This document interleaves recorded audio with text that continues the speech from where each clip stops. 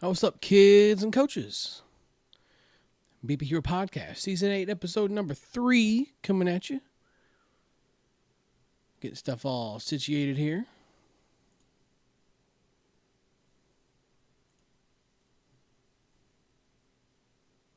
How's everybody doing tonight?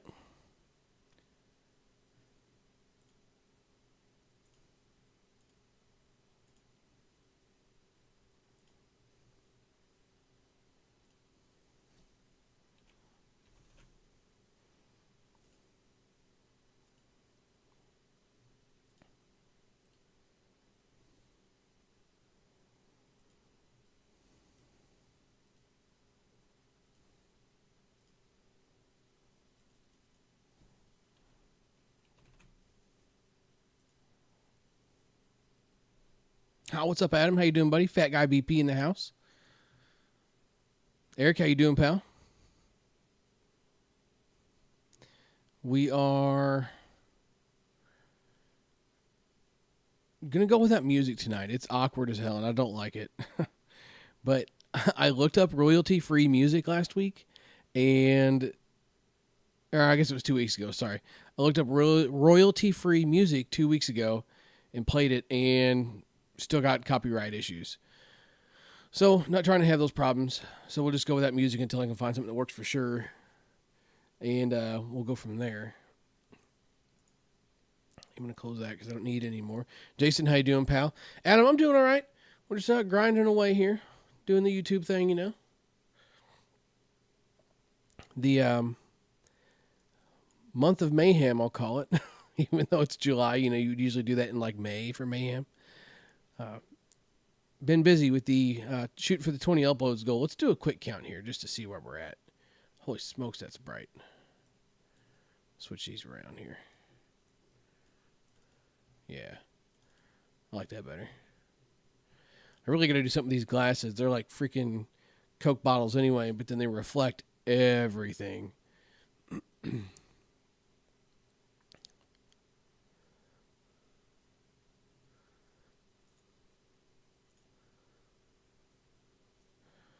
So, you know, do the usual, what we'll do here, kind of hang out for about 10 or so minutes, let everybody kind of file in here before we get things started. Now would be a good time as well to drop whatever questions or comments you got in the chat, and we can discuss those later. Going to just do a couple of quick little topics here, talk about what's coming and some changes I'm making in my game, and then we'll do some live Q&A. So if anybody's got anything, be sure and drop it down below there. So let's see. How we doing for the month of July? Giffen said it helps with cutting the ball. Yeah. I mean, the glasses could definitely help. I mean, you're for sure going to see this, especially with as thick as these things are. I don't mind showing you how blind I am. See, so I'm just going to illustrate this for you. I'm going to hold these glasses up to the camera to show you how thick they are, and I can't even tell, like, I can't even see to see if I'm giving you a good view or not. That's how bad, that's how blind your boy is. Brenton, what's up, pal? How you doing? D. Halleck, yo, buddy, what's up? So let's see, for July uploads, we have 1, 2, 3, 4, 5, 6, 7, 8, 9. So I'm not counting all of the game footage that I put up from the Sonic Boys. I'm not counting out all 4 of those videos. That's like cheating. That's the days with the uploads, so that's what we're going to count it as. And I do want to mention real quick before we get too far into things. Ryan, how you doing, buddy? So this is available on podcast. Take 2. This is available on Spotify as well as Apple Podcasts. But I have decided that just to kind of incentivize coming and hanging out live with us, I'm going to put the last week's episode up tonight. You know, I'm basically going to do them like a week behind. I might change that and do a few days behind if people have requests or comments or anything like that. Just to kind of incentivize you to kind of show up and join live. I love the live interaction. I'm glad I went to this for the podcast, because if it wasn't for that, I'm not sure that I won't say that I wouldn't have podcasted, but it makes it so much easier when I can sit here and converse with people and kind of talk about what you guys want to hear instead of me guessing what you want to hear, So let's see. Can I?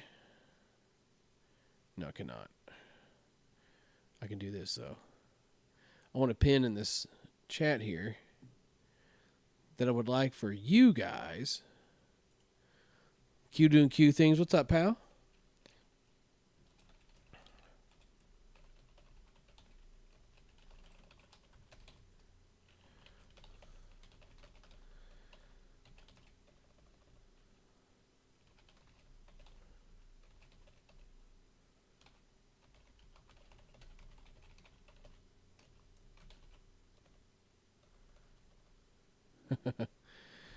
So then I should be able to...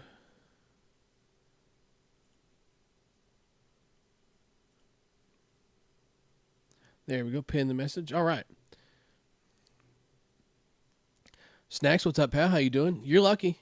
I'm going to sit you up tonight just to podcast with me. Not that I don't mind podcasting by myself, but I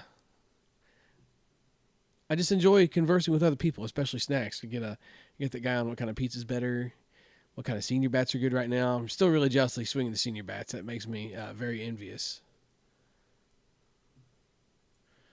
Let's see. Do this because I like that better. We'll go up there with that for now, I guess, until we need it for something else.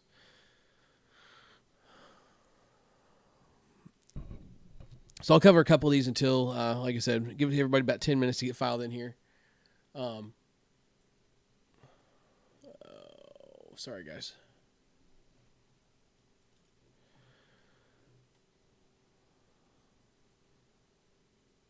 So Mike wants to know, do I think slow pitch is trending up or down lately?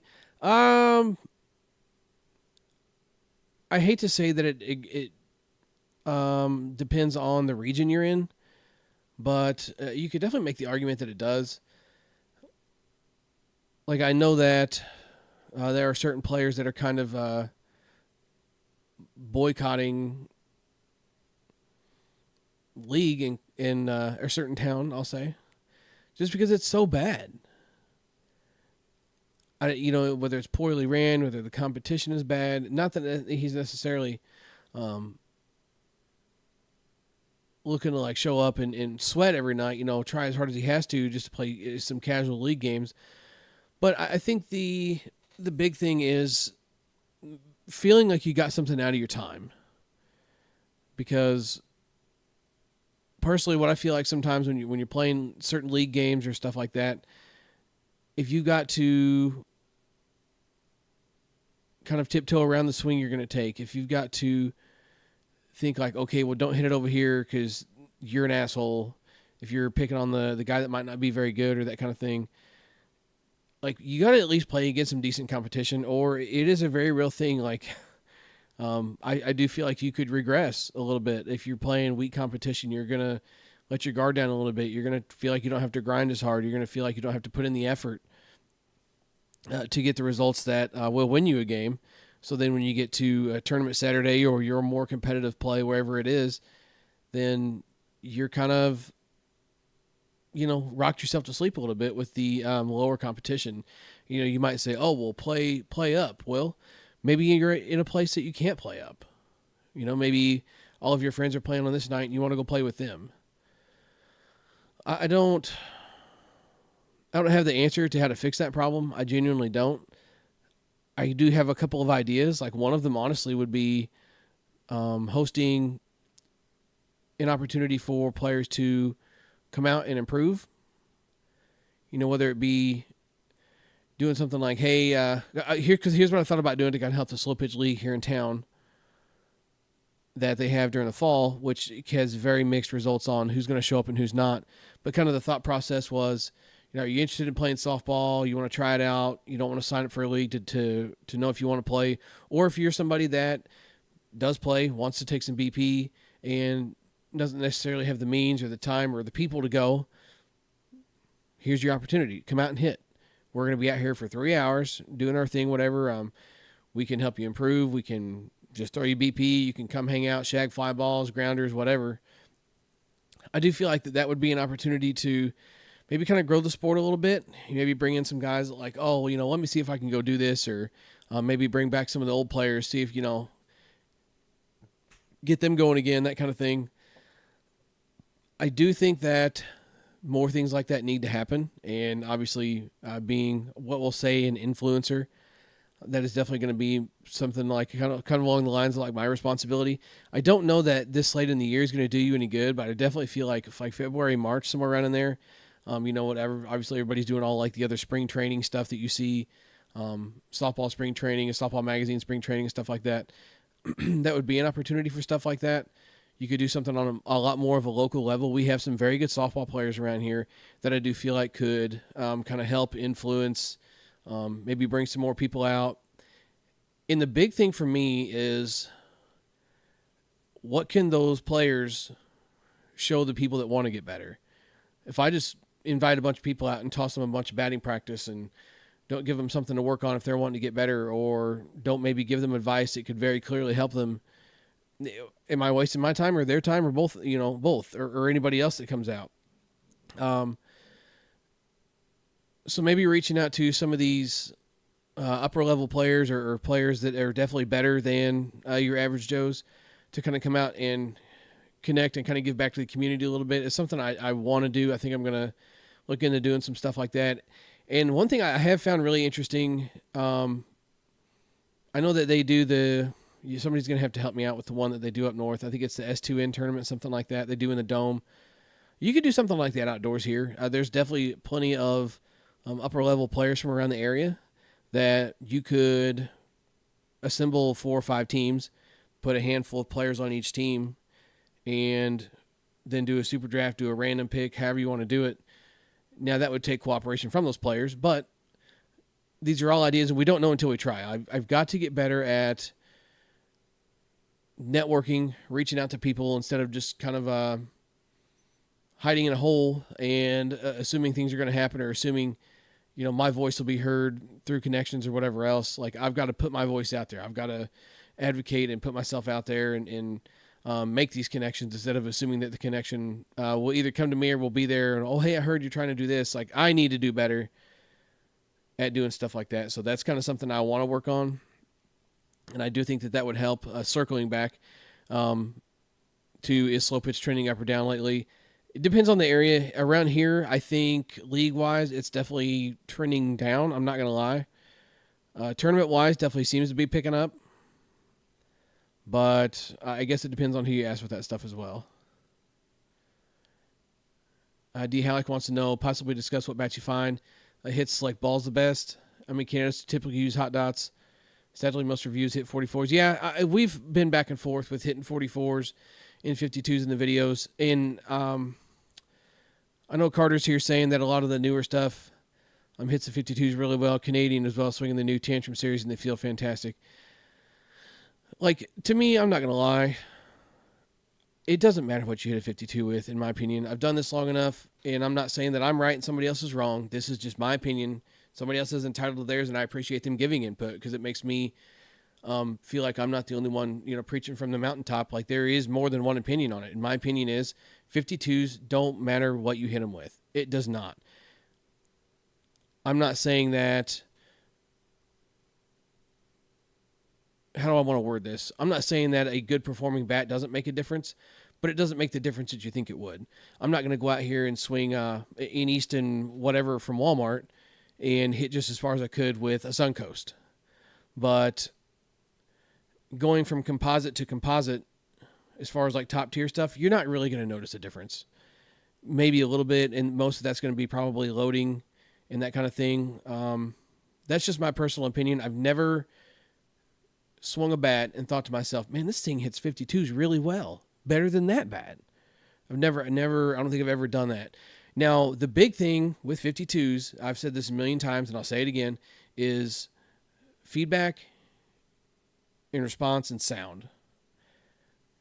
If something makes a crazy sound or makes a sound that isn't typical, or maybe gives you some feedback that you're not used to, you're immediately going to think that it's hitting the ball better. But I'm telling you, all you got to do is spin a 52 to get it to go somewhere. That's why when we hit, there used to be a lot of wood bat tournaments going around here, like on the weekends, just kind of a pickup thing. And guys were hitting the stadium balls and classic M's, and then somebody started thinking like, hey, why don't we throw some 52s in? And next thing you know, everybody's hitting their 52s with the wood bats because it matters how you hit it, not what you hit it with. Like a 52 will bounce off of damn near anything. Bounce a 52 off the ground and then bounce a classic M off the ground, or bounce a 44 off the ground. And then look how much more that 52 bounces. Now think about it doing that on a bat. It doesn't matter how broken in the bat is because the ball is rebounding off of it no matter what. The harder ball relies on the bat to flex to push it off. The 52 doesn't get deep enough on the bat to impact it, to push it back off of it. It's the ball is doing the work, not the bat. So that's why, in my opinion, it does not, I won't say it doesn't matter, but it doesn't make near the difference that people think it does to swing this bat versus that bat with a 52.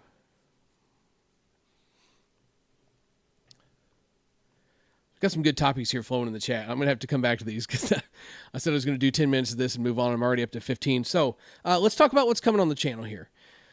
So for bat reviews we got coming, boy, we got a list. Because like I said, I'm grinding on this July thing.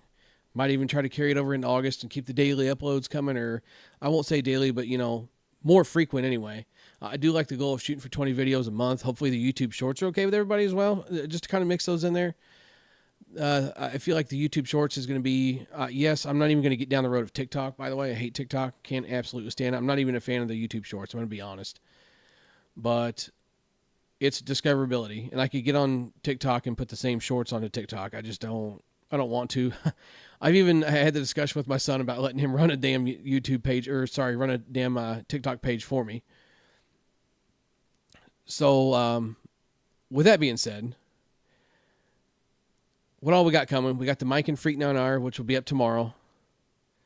That's going to be a good video. That was an interesting bat. The hype is real. I'll say that. We got the Juno MR1 coming as well, the yellow one. I'm not real up on my Junos. I'm not going to lie to you. We'll have the Juno MR1 coming. This isn't in order either. This is just stuff that we've got ready to go or stuff that we've got filmed. We've got the Onyx Matrix, which is a couple of years old, but I haven't swung a lot of Onyx stuff, so it was just an opportunity to get something in. So that'll be coming soon as well. Then as far as throwbacks goes, we're going to have the OG 454 that you guys might have saw in the short that we posted with the outdoor nature adventures with the BP Hero. And then we'll have a Jeff Hall Titan coming as well for throwback stuff. The Pure Ripper ASA arrived at the doorstep. We'll be able to get that in. And got a surprise bat, too. Maybe do a live unboxing of that tomorrow or possibly post it Wednesday. We'll see what's going on. Like I said, trying to spread the content out and do the daily uploads, right? So we'll see what we got going. And then this weekend, I'm meeting up with our guy Jason here in the chat, fellow HB rep. And would you consider yourself a Missourian, Jason? I mean, you were here for a minute, right? I mean, obviously Virginia's home, but we'll be getting in some action with him, swinging the new standard issue, which is a Headbanger exclusive, as well as the Banger Independence ASA. A little bit of Monster action and ASA action for the channel. Kind of sitting there looking at that and thinking of that. Somebody asked the question the other day, do we focus more on ASA or U-Trip reviews? And interestingly enough, I usually end up selling more ASA bats, through Headbanger. We have stuff available to us to be able to get you good prices on stuff. If you didn't know that, hit me up on Instagram, Facebook, at the BP Hero, and we can get you going with damn near anything on the website. Can save you a lot of money on it. So it's interesting enough, I actually sell probably more ASA bats than I do U-Trip bats. I can't look at that for sure, give you a for sure number, but I do know, when something comes out, I sell a lot of them. I sold a crap load of Jerichos. I want to say I sold almost 20 Jerichos. Then the bangers, I sold a couple of the bangers. I've sold a couple of flippers. It seems like everybody's always price checking or interested in buying ASA bats as opposed to U-Trip, which is interesting because U-Trip bats get more views. So it's kind of the interesting, in between, what do the people want? But that's all we got coming. It's going to be a good time. I'm really looking forward to hitting with Jason, doing that on Saturday morning. Early grind. On the early grind today. Or on that day, I should say. So the plan is, to get to Jason, where he's at, will be about a 2-hour drive. We're going to swing until our arms fall off. And then I'm hoping to be back home by 1 or 2 in the afternoon. And then go out and do some shenanigans with Mrs. Hero that night. We'll see what happens. But that's everything we got coming for the channel, as well as, who knows, whatever else. I do know that one thing I do want to film is the Essentials. I'm probably going to film that Thursday-ish. is the essentials for BP. And that means like stop and think. You're spending, I shouldn't say you, I'm not necessarily pointing fingers to anybody, but you got guys out here spending $2,000 or $3,000 on bats a year, and they're hitting 10-year-old BP balls, complaining that their bats won't break in or this or that or whatever else. If you can spend $2,000 or $3,000 on bats, then you can sacrifice and get a screen instead of stacking up trash cans that were in the dugouts or finding a picnic table and standing it on end and hiding behind it. If you can spend $2,000 or $3,000 on bats, sell a bat or two, you can buy yourself a Jugs Light Flight, or, which is, in my opinion, worth every dime, is the Pitch Safe screen. Worth every dime you spend on it. So that's my opinion of what I would do. I do want to cover like some of the essentials that a person could definitely use for BP that I think would be beneficial. So just kind of give me an idea of what's coming on the channel as far as content goes. Now, the big one. And this is an interesting one, and I'm not really sure how I feel about it yet. But the BP Hero is gaming a balanced bat.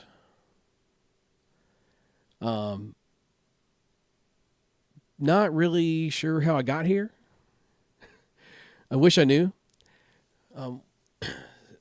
So one thing that has kind of, give me just a second here, sorry. So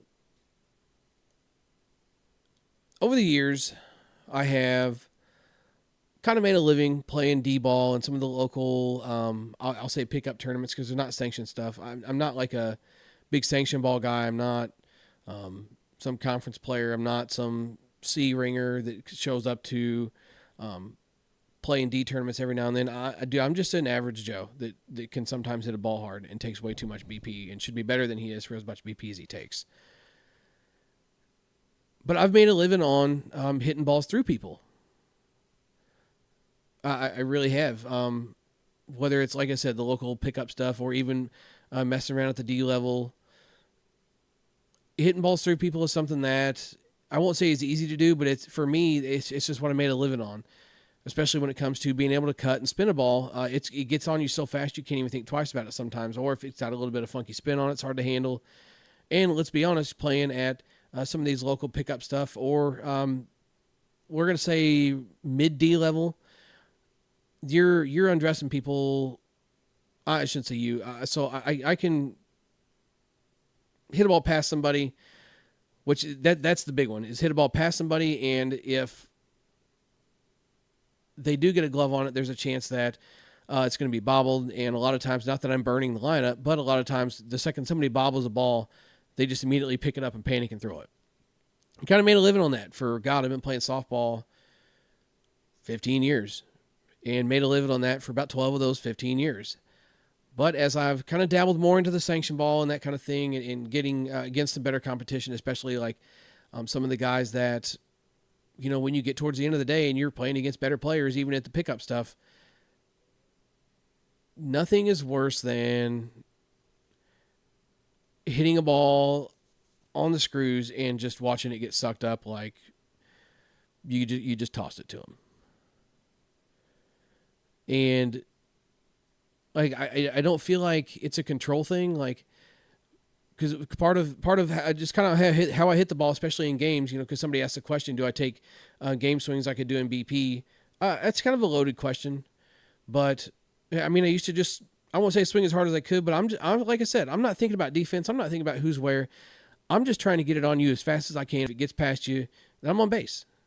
If it sneaks into the gap, good. I really don't like hitting balls out. I'm not a big HRO problem. I do a good job of keeping the ball down usually. But as you get into more sanctioned and competitive stuff, now all of a sudden your ball that's, 95 plus off the bat and 4 feet off the ground is either one, getting caught, or two, you hit it into a hole and somebody's making a dive and play on it, knocking it down, whatever else. So I kind of like had to have a moment of like, what do I do here? I've been kind of fighting the balance thing for a while anyway. I used to do this about every couple of years for, God, probably the first 10 years I started playing softball. I'd start completely over, and it helped me. It really did help me. I would go clear down to the lightest bat I could get my hands on, whether it was borrowing a bat from somebody or something I had sitting around. I would go with the lightest bat I could get my hands on, and then work my way back up from 26 balance, 26 in load, 27 balance, 27 in load, just to kind of teach yourself how to swing the bat again. If I can learn how to hit a ball hard with a 26 balance, let's go with something lighter with some in load and hit it harder. Then let's go with 27, a little bit heavier, use the same control, and kind of creep up on it until I'd land around the 28 in load area. I'd always settle with an in load and always usually end up swinging a 28. But I quit doing that. I finally got comfortable enough with myself, and it really didn't like get that bad off into a slump that I felt like I had to do anything like that. So I just didn't, but I just get so sick of hitting the ball hard with an in load and getting caught. I can't control up and down a ton when it comes to trajectory. Like it might be 4 feet off the ground, or it might go out of the park. We saw that happen at Chillicothe. I say we, the people that were there, we weren't live or anything. We saw that happen in Chillicothe. If you happen to be there, if you're listening to this, I mean, I think I had seriously probably, granted they were short fences, but I had probably 10 or 11 HROs that day. 280 fences, I think, hitting M's on not a cold day. I think it was like an 85 degree day. 10 or 11 HROs. Because we only got 3 home runs. We didn't know that when we signed up. We only got 3 home runs. And just the harder I tried to keep a ball down, the further it went. I tried working the ball around. Couldn't get nothing going with that either. I could hit a ball hard in the 4-hole, and it was still caught because we were playing against some good competition. And that's where it kind of gets you in trouble is your good competition is still going to get your stuff that's hit hard in the hole. So I just get sick of doing that. So we got the Ironman Genesis, and this just kind of happened all at once here. We got the Ironman Genesis from Louisville. Thanks to them for getting us that so we could get a review on it. And, dude, it just clicked. Louisville has always done a really good job with their balance stuff anyway of making something that's easy to control and still hit for distance.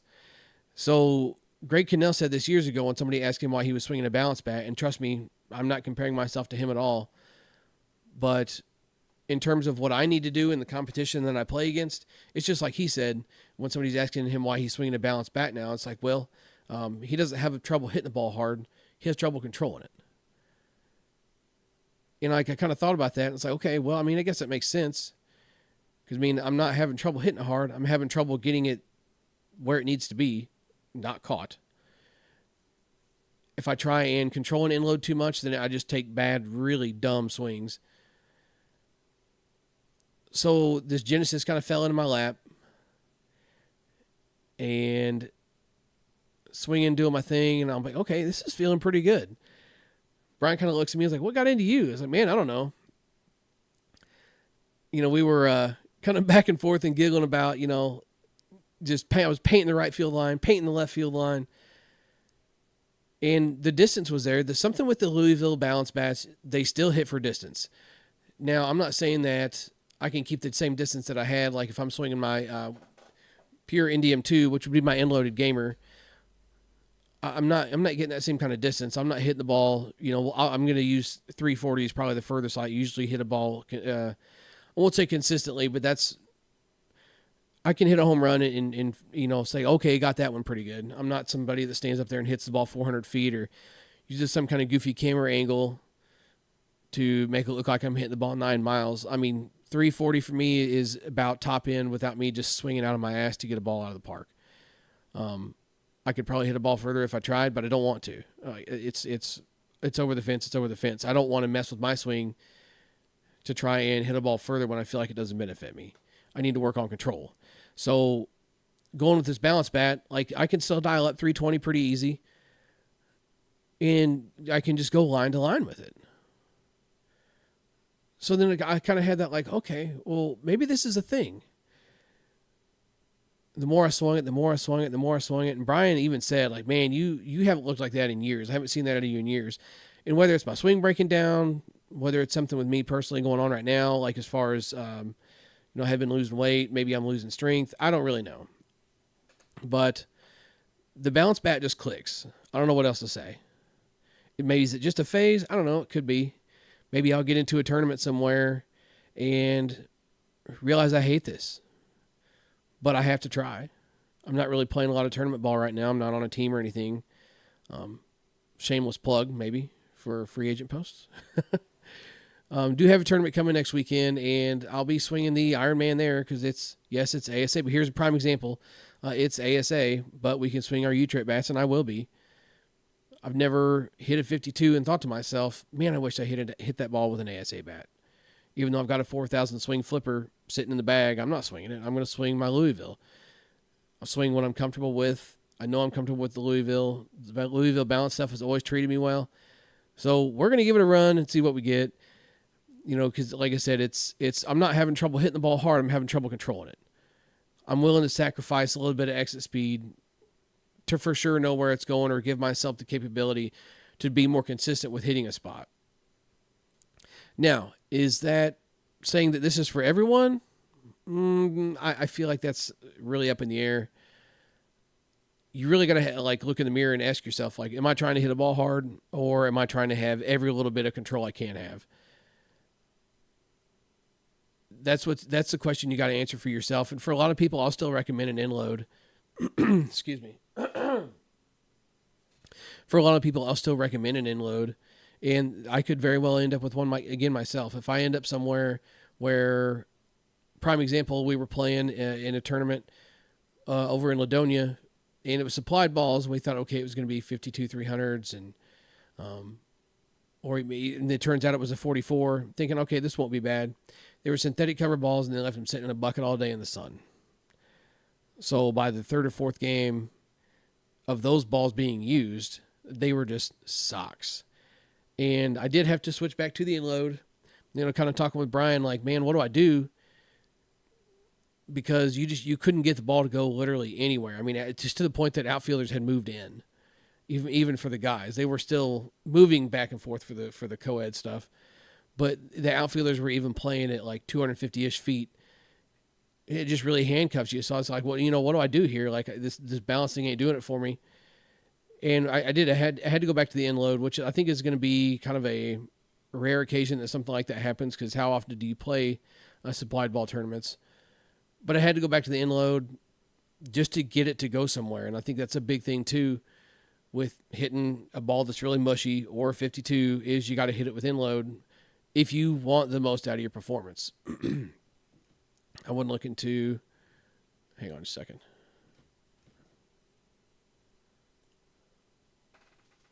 Yeah.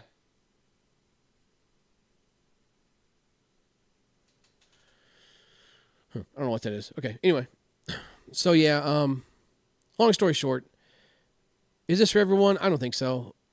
Is it for me right now? We'll see. I'm going to play a couple tournaments and kind of see what happens with it. But as of now, we're swinging a balanced bat. It would be the Genesis for U-Trip play, or anywhere I can swing a U-Trip bat. If I have to swing a balanced bat, it'll be the Blue Flipper. Or some goodies that just came in the mail. So it'll be something along those lines, but it'll still be balanced as well. So I have had a small tinfoil hat theory for a couple of years now that certain certain ASA bats do hit better in a balanced offering. Specifically speaking to the Worth and Mikan stuff. Let's see, what year is your EST? It's the 19, I think, or is it the 20? Those balanced ESTs were nasty. Even the Freak Primo balance was nasty. I think it has something to do with the weighting and the way it makes the inner barrel technology, we'll say, react with how it's being hit. I think that's what it is personally. But, yeah, sorry, I got something going on outside the door here. I got distracted. So I don't know if it's for everyone. It's for me right now. We'll see what ends up happening. But that's the plan. We'll be swinging either the flipper or something else. If you're on the video here, you're catching the gesture.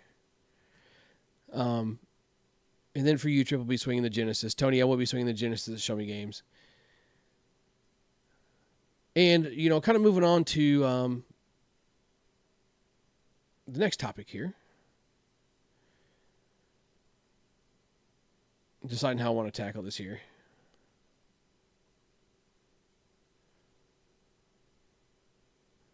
I'm really sorry. You're going to have to give me 2 seconds. I got to see what's going on inside this door.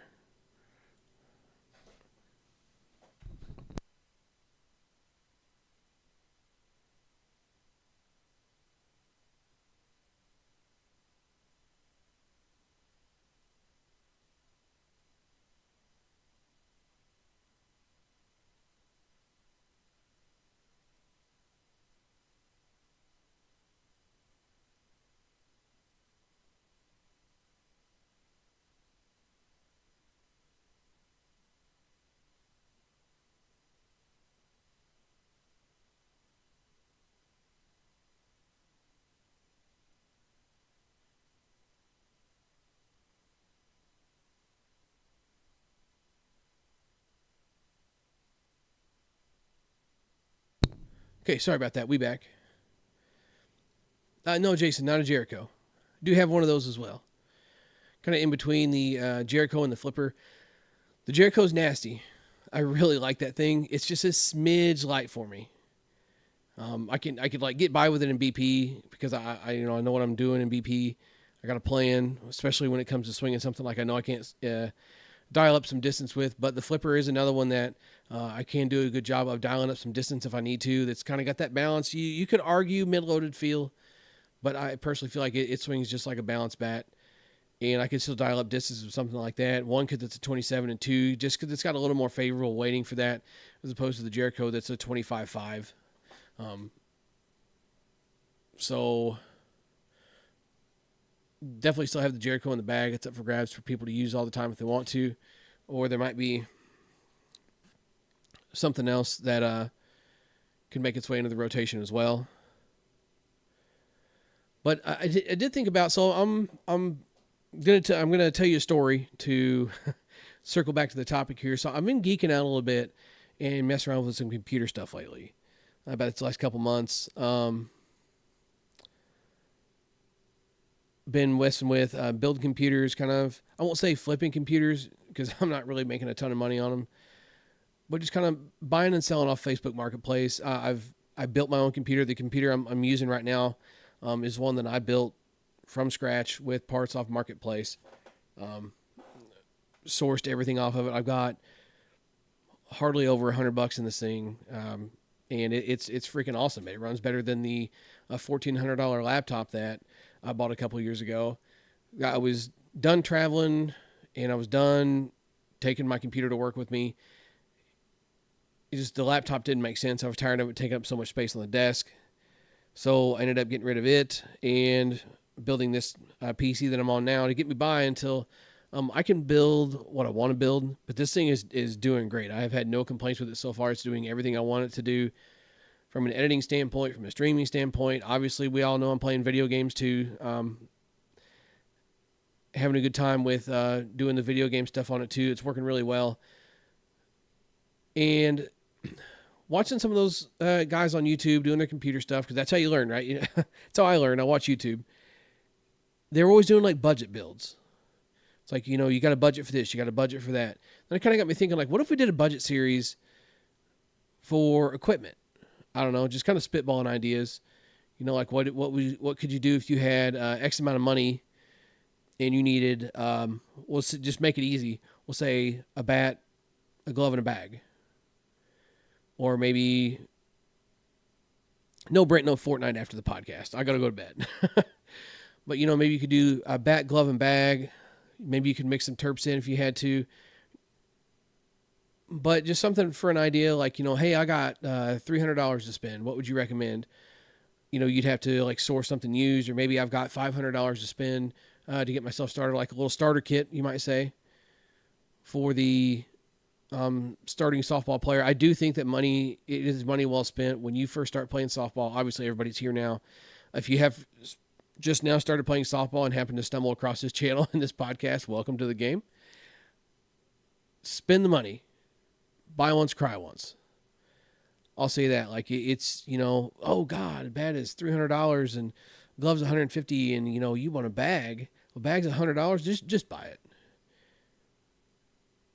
Just do it, get it over with, enjoy your equipment. It's going to be money well spent, as opposed to trying to save money, cutting corners, buying something out of the bargain bin at Play It Again, or running to Walmart, buying something you think might be cheap. Just spend the money. Buy once, cry once. So the idea was doing like a budget series. You know, you could say you have this much to spend, you have this much to spend. What would you buy? Are you playing ASA or U-Trip? Just kind of an idea for the channel. I don't know, just trying to mix it up and do something other than bat reviews. I'm sick of doing nothing but bat reviews. So I'm all ears for ideas or suggestions or anything you got. Maybe not necessarily that, but something along those lines. I do want to, when the situation presents itself and everything is right, I do think it would be kind of fun to go to a Play It Again Sports. Two guys have X amount of dollars to spend, and go in there and each of you buy a bat, so you got the better deal. I think that would be a really fun series to do. Maybe bounce around to different Play It Again Sports and see what you can get. You know, leave some guidelines. You know, it would be like which one had the best exit speed, which one had the best distance. And then you could do like exit speed and distance per dollar spent or something like that. Just something to mix it up a little bit. Not that I don't enjoy the bat reviews, but sometimes I just get tired of editing bat reviews all the time. Which is kind of what motivated the spinoff for the second channel. Just to do a little bit of oddball stuff. Obviously, we've been doing a lot of live gaming and stuff over there, but anywhere that I do make a video that I do feel like I want to post, that it just has absolutely no relevance to anything on here, will be something I will post over there. I'm getting ready to post a short here when we get done podcasting, just to kind of talk about a little bit of a fishing series I think me and my son might start. But it was really funny. It ended up just being a YouTube short because we got skunked. But it was kind of a funny one, so I'm looking forward to doing that. But said all that to say, I'm up for like ideas for new kind of series and stuff like that. And I know this is a bat channel and everybody wants to see bats and compare bats and this and that, but something other than swinging a bat for a video. or you know, doing another bat review or comparing bats. I don't know, just softball. There's all kinds of softball related content you can do that doesn't have to revolve around taking a bunch of BP. So with a couple of topics here we had out of the way, I do want to catch up with a couple of the questions that we had early in the comments here that I kind of skipped over. And drop some you have here in the comments below, and I'll see if I can get caught up with them here. I do have about 20 minutes here left. Let's see. So Q wants to know, do you suggest taking BP with your gamer the whole time or swinging something similar and then the last few swings with your gamer? That's a good question. And it depends on what you got for a gamer. If you got something that's durable, like let's say Louisville, one of the new Junos, I'm talking this year's Junos. Hang on a second. Excuse me. So if you've got something like a Louisville or something like one of the new Junos or DeMarini, or hell, from what we've seen so far, maybe even the Mikan Freak 9R seems to be holding up well. I won't say just swing nothing but that in BP, but you could get away with it for a while before you had to kind of start wondering about durability and stuff like that. But the big thing for me, and I've got it in the bag, and sometimes I get it out when we're hitting with a bunch of youngins, just to kind of remind them, hey, you got to live on a barrel. Don't let the technology bail you out.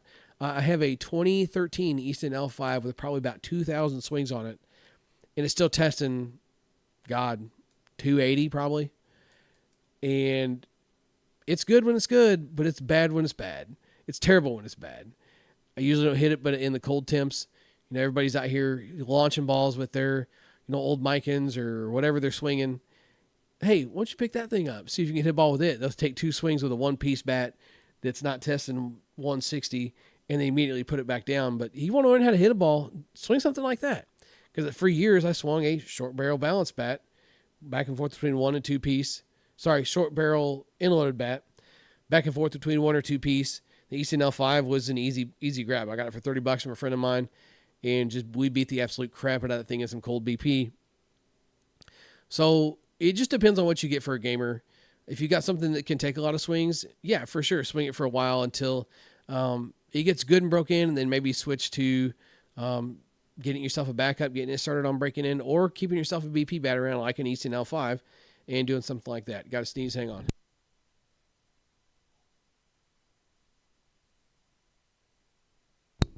Golly. So Patrick McGowan wants to know, when does TRT stop being a replacement and start becoming a cycle? There's a YouTuber who's in his 60s who says normal T for a man his age is, God damn, 300 to 400, but his T on replacement is 800.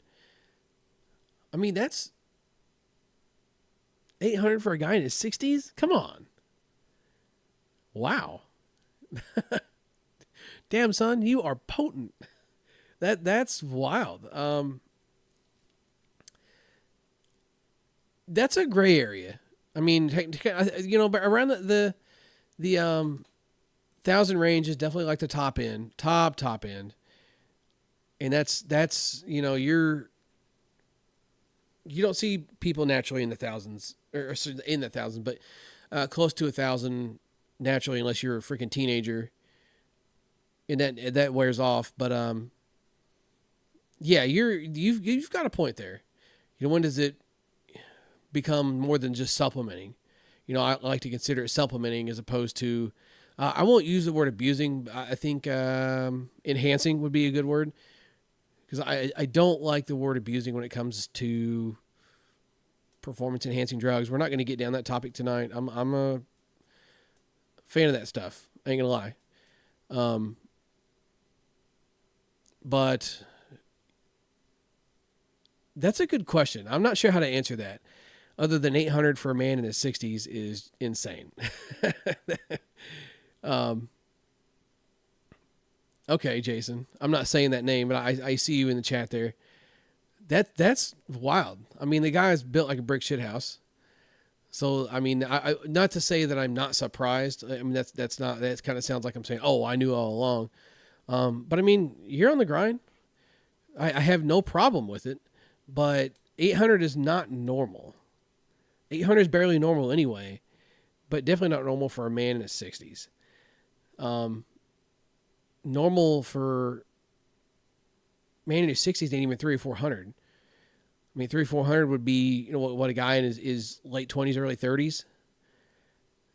So that's interesting to see, but you can't say when is too much because there's no testing for it.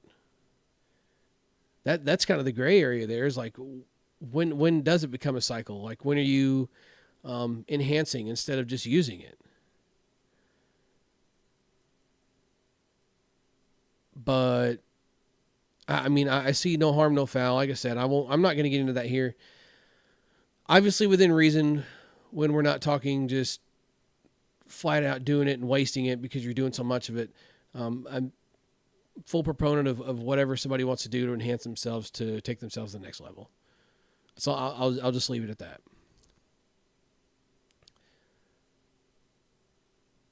that. Snack says, imagine a slow pitch spring training in the Midwest like that down in Florida. Yeah, that would be fun. The tricky thing with doing one in the Midwest is weather and field availability. You would have to be somewhere with turf, and you'd really have to hope that the weather's not really crappy. Usually in Florida, you tend to get away with doing stuff down there like that because it might rain in the morning and then be 100 degrees in the afternoon, or vice versa. But doing it here, it would be really touchy, and there's really nowhere indoors to do something like that unless, somebody finds a dome to hit in. That'd be kind of dope, right? But I would definitely enjoy doing something like that. I don't know that I would necessarily be the one to man an operation like that or host something like that. I don't feel like I'm to that point that, it's like, oh, well, come do this with the BP Hero, because he's so good at softball. Like, no, you want to go do stuff like that with Ryan Harvey. You want to go do stuff like that with, Greg Cannell. You want to go do stuff like that with Bradley Jones. You want to go do stuff like that with Kyle Pearson, OG or the reissue. You don't want to do it with me. Not saying that you don't, but that would be fun to do regardless. You'd have to make some connections for sure. But I do think there's possibility there for sure.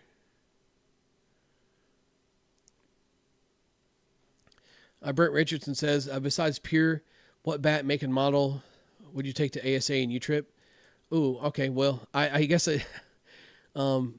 kind of talked about that already with the topic for the podcast, which was the Louisville Genesis balanced, the Iron Man, whatever you want to call it.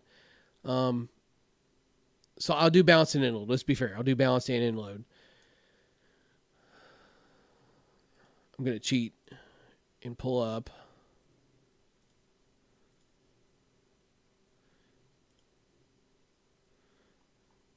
list of current stuff just to make sure I don't miss nothing. I don't think I will, but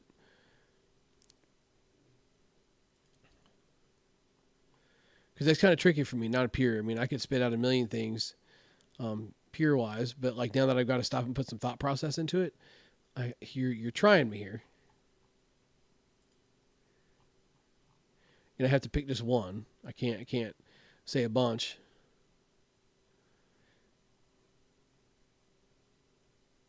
So here's the deal. All right, I got it figured out.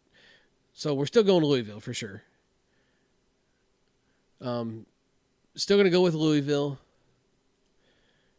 You got a few different options there. You could go short barrel catalyst, but I'm not I won't say I'm not a fan, but I enjoyed the big barrel Louisville more than I did the short barrel.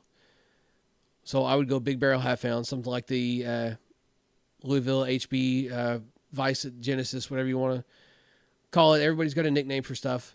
That would be something I would go with for ASA. Sorry, for U-Trip. Geez, use your words.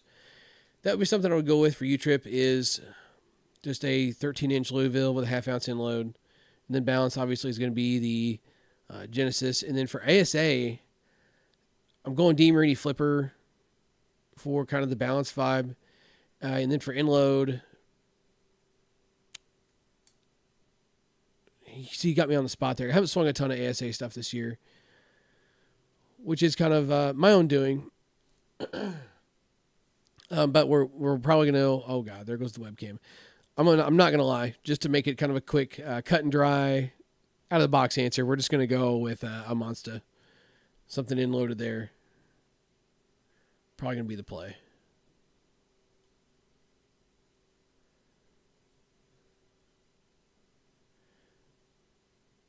Let's see what else we got. Kevin Velasquez says, are you a believer of a heavier bat equals more power and distance? What you doing, buddy?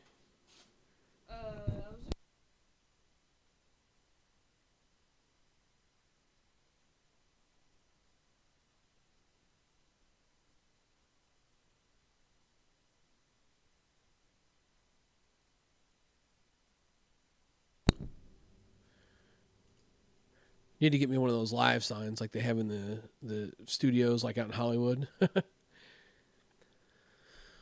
Let's see. Are you a believer in heavier bat equals more power and distance? Absolutely. 100%.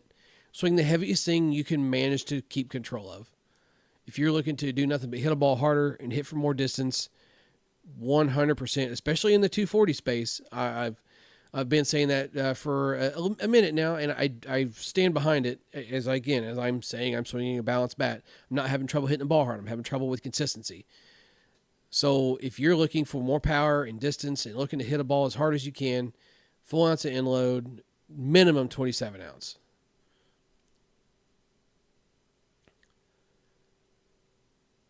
So next, well, I'm sure you were commenting on something I was talking about at the time. Comparing top bats comes down to feedback and availability. Absolutely. Availability is a big one that I don't think people consider enough, probably myself as well, even doing bat reviews. And Carter says his issue with Louisville is that they keep releasing the same bats every month with a different paint job, it seems like. Not going to argue that point. Jason, looking forward to the weekend. Me too, buddy. Can't wait.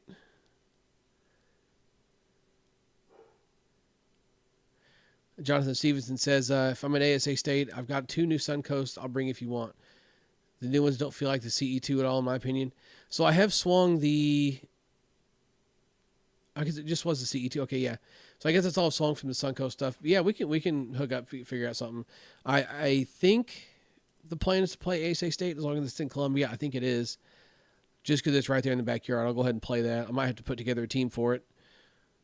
Just to make sure I have somewhere to play, but it's right there in the backyard, so I want to play.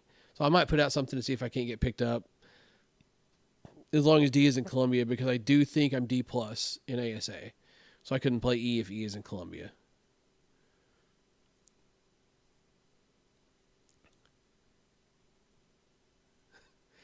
Let's see. D Halleck says, any chance you could get your hands on an old 08 Rip It Reaper, the black and yellow? Buddy, you're in luck. I got one in the closet waiting for the right time to swing it. That's actually on the to-do list as well. But I didn't put that one on there because I like that. There's going to be... I don't get soft. I don't get sappy very much. But there's a story behind that one that needs to be told. And like I got to get myself in the right mindset before I tell the story. And kind of everything else. Like I'm sitting here getting myself now. I got to move on. But definitely one of my all-time favorites. I've got one. I need to honestly just kind of muster up the courage to swing the bat and get it out there. Moving on. Sorry. Let's see. Jonathan says he's been saying for a while now that I'm a closet balance bat guy. I do enjoy a good balance bat. Snacks says I've been fighting it for years.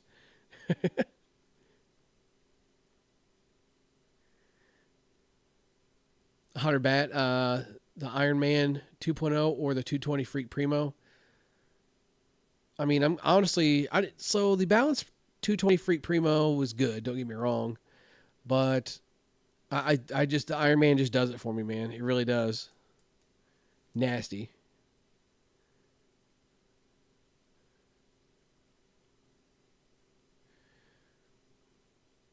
See, Jason says he'll bring the new Vice this weekend. Might have to get that one in too.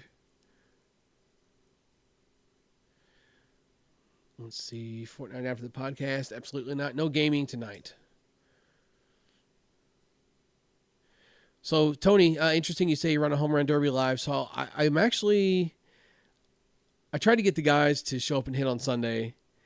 And I'm just going to say loosely that there was no interest in doing a home run derby. I thought it'd be kind of cool. So, we did one years ago. It was me and Drew and Dan. I think it might have been the three of us. Maybe Matt was there too. I can't remember. But that was so much fun to film that video. That was so much fun. It was a home run derby. We were just out there just swinging out of our asses, having so much fun, breaking bats. I mean, so I thought it'd be fun to get Danny and Spencer and Brian together and do a home run derby. But schedules just didn't work out. The guys weren't available. And then I kind of got to thinking to myself, like, what if I just did open invite? You know, I think that'd be fun. And that's, again, something that's not a bat review. That's something that could be posted, even if you don't run it live. If you got guys that you know are going to show up, maybe like a $10 commitment, and then the pot goes to whoever wins. Why not, right? Build a bracket and do that thing. I think it'd be fun. Brent says the Mike and Edge will teach you how to use the barrel. Yeah, the freaking 7.5-inch barrel on that thing. Jason, yes, T levels are crucial. Snack says there's a dome in St. Louis available for the spring training. You let me know when we're able to get that on there, and I'll show up.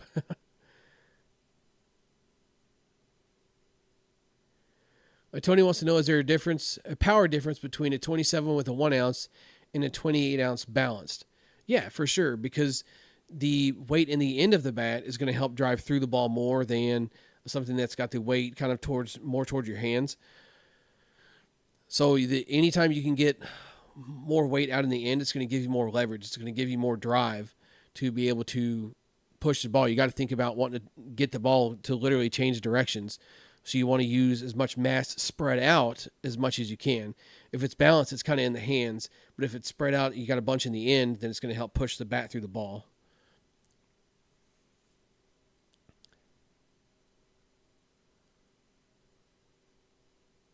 Looks like Jeff City for State. Oh, Brennan here doing God's work. Snack says Q says a 1v1 3-inning tournament. Okay, I know what he's talking about. That would be fun. See, I don't know how you would. You'd have to like make some kind of gray area there. Sorry, there's too much gray area. You'd have to make some ground rules. So I'm hoping to be able to get it edited and posted in time for Thursday. If not, I'll have to do a fallback to another one. But Q and I did something kind of fun for a review here recently. Basically, it's you versus him. We can do it either way. You can do a 1-1 count. But basically, you can do a 1-strike count, 2-strike count. You can't walk, and you have to hit. Be honest with yourself. Was it a hit or was it not? Move your own runners, no solos, and see how many runs you can score. And we did that. That was a lot of fun. We spent most of the day BP doing that, and that's fun just to kind of mix it up, to keep you from just standing there and feel like you're just swinging until your freaking arms fall off, which can definitely happen when you take a lot of BP. Sometimes you just get up there and get to swinging and not really think about the swings that you take. So it's kind of fun to mix it up and do that a little bit for BP too.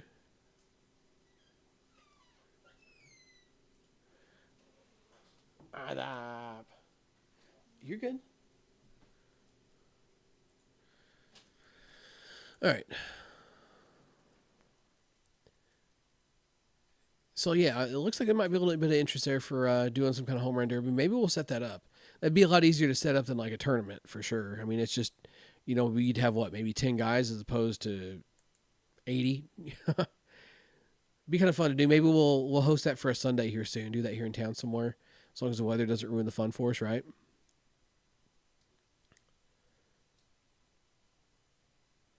So real quick, just a couple more here, and then I'm probably going to wrap things up for the BP Hero podcast.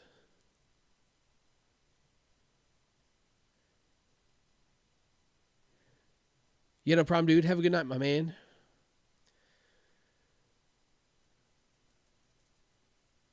And I really feel like I had another topic here wrote down, but you ever write something down and they don't know what you mean when you did it? I wrote it down earlier in the day, and then I'm like, why did I write that down?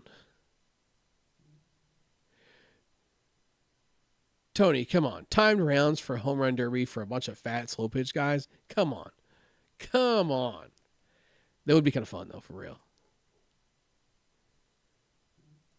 I'd be good for about 3 swings, though. That's the problem.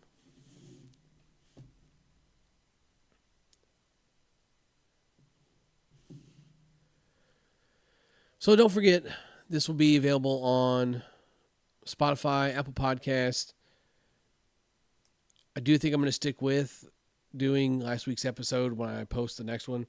Just like I said, incentivize coming to the channel. We want traffic on the channel, right? Not that that's the reason that we're doing the podcast, but it definitely helps with traffic on the channel. Anything helps with traffic on the channel. So just try and draw people here to maybe stay a little bit more caught up. But it will be available there if you're an audio-only guy or maybe you're on the go or something like that. So that is an option as well. Oh, yeah, there's no chance. Slugger says there's no chance of winning it, but I come hang out with the guys. Yeah, and that's what I'm thinking. Like, trust me, I'm not dumb. I stand no chance in the home run derby against Spencer and Danny and Brian. No chance at all. I mean, I would absolutely embarrass myself, but it's the fun, right? It's fun, talking a little bit of crap, getting each other riled up a little bit. That's what it's about. And that's what I want to do with it. I think it would be fun. So maybe I'll post that when I get done here. Maybe we'll see, like, would a Sunday be better? Would a Saturday be better? Bob Russell, when did this start? It started at 9:30 Central Standard Time. What's the matter? Are you going back out? Okay.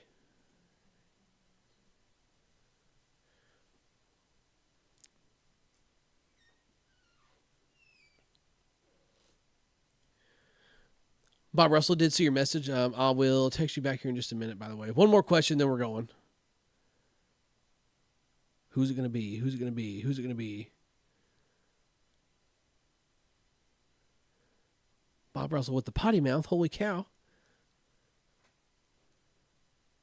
Late as usual. Oh, stop it.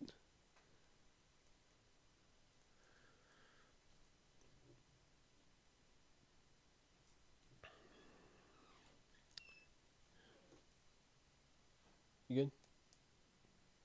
Yeah. Really? Nobody with one more question? Oh, here we go. Oh, man. Oh, it's the dog, of course. Oh, what's up, Colt? How you doing? It's I wish there was a way we could get like usernames to like not show up and like actual names to show up. It would help me connect so many dots. Busy night at the BP Hero house. Well, yeah, it's also the bedroom and it's also 10:30 at night. So there is that. Eric Sun says shooting hoops. Hey, you boys got buckets, full of them, full of buckets. Put me on a free throw line. I'm not shooting anybody in this chat right now. Just saying. Snack says, can you come play Fortnite with me? Absolutely not. I said one more question. I'm sitting here answering all these questions. Favorite ball for BP? Evil BP Rocket, duh. What division are we in for Show Me's? D. I mean, it's probably just going to be D again. But all right. One question turned into 5. Listen, guys, I'm out of here. Thanks for stopping in, checking out the podcast. Tune in next week. Don't know what we're doing yet, but we'll figure it out. Thanks for stopping in, checking it out. I think I already said that. Swear in case you hit it. BP Hero. Catch you next time.